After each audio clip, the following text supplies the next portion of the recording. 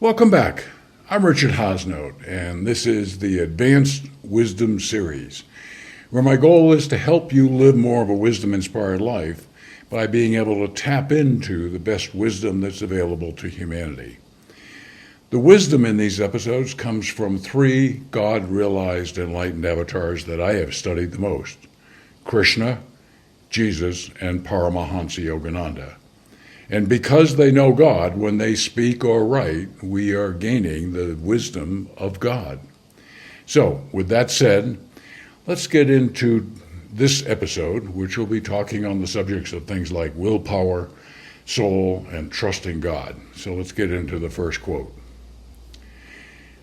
The true devotee gives not only trust to God, he worships Him, capital H, through understanding and wisdom. That's our relationship with God, the God of all that is, the universal God, the one God, okay? So how do we learn to trust God and develop a relationship with God?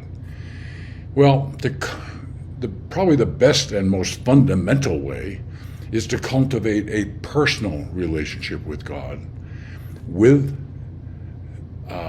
prayer, meditation, and spiritual practices.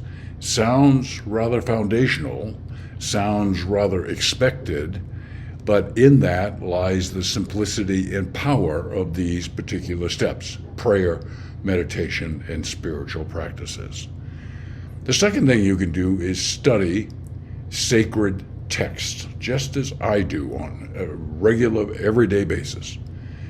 The ones I study are the Bhagavad Gita and the Bible, with the perspective from Paramahansa Yogananda. This is extremely nourishing for me and helps me develop my relationship and understanding with God step by step by step, okay? And the third recommendation I share for your consideration is practice surrender. And by that I mean surrender any mistrust, any misgivings, any misunderstandings, any ignorance that you might have, any barriers that you might have to getting to know God. Because if you don't already have the relationship, there are probably some preconceptions that are holding you back from developing a deep, trusting relationship with God. So practice surrender. Okay, let's get into the next quote. Realized souls, namely enlightened souls, who have healed themselves of ignorance, because that's what you need to do, behold the body as a dream of God, frozen mind of divinity. I'll get back to that later. When the eye of wisdom is opened by meditation, the gloom of mortal ignorance and physical and mental agonies is dispelled by God's light reflected in the soul. And again, the soul is that reflection of God, that spark of divinity in all of us, okay?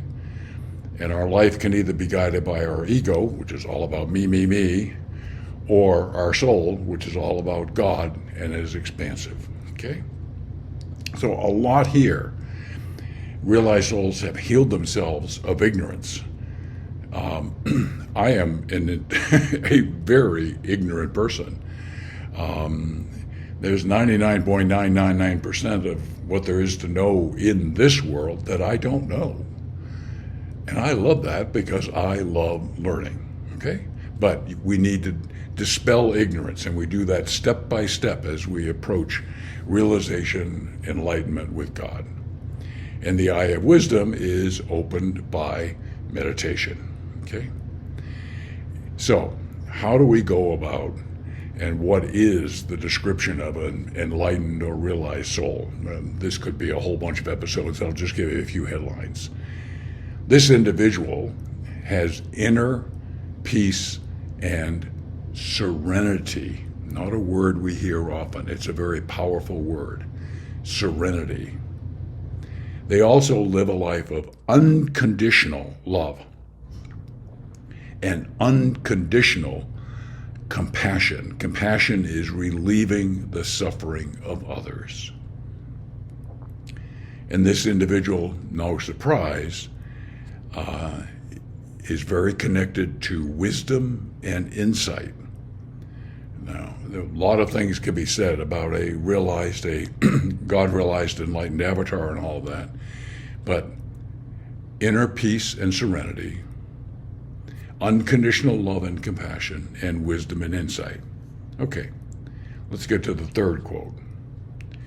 Willpower and auto-suggestion initiated by others can be useful in destroying mental bad habits. We all have them. Willpower can concentrate energy in the brain patterns with healing results. Willpower can concentrate energy in the brain patterns with healing results. Science knows this. So, what do we do about developing willpower? Well, all of us have it to some extent, but most of us don't have it to the extent that we can consistently and powerfully bring about change and improvement in our lives. So here's some suggestions for your considerations. Set clear, unambiguous goals. Very specific. Make the goals specific. Start wherever you want, whatever's important in your life. Start with the opportunities that are available, but set clear goals about what you want to accomplish. Whatever that is right now. You can progress with your goals as you as your journey proceeds. Second, having set goals, create a plan. First, I'm going to do this. Then I absolutely need to do this. Then I need to do this. And by then I should be able to accomplish the goal. Practice self-discipline. This is at the heart of what willpower is. Self-discipline. It's not being distracted. It's focusing. Okay? Practice self-discipline. So set clear goals, create a plan, and practice self-discipline. Well, as always, I greatly appreciate you watching these episodes. I look forward to reconnecting with you soon. Thank you very much.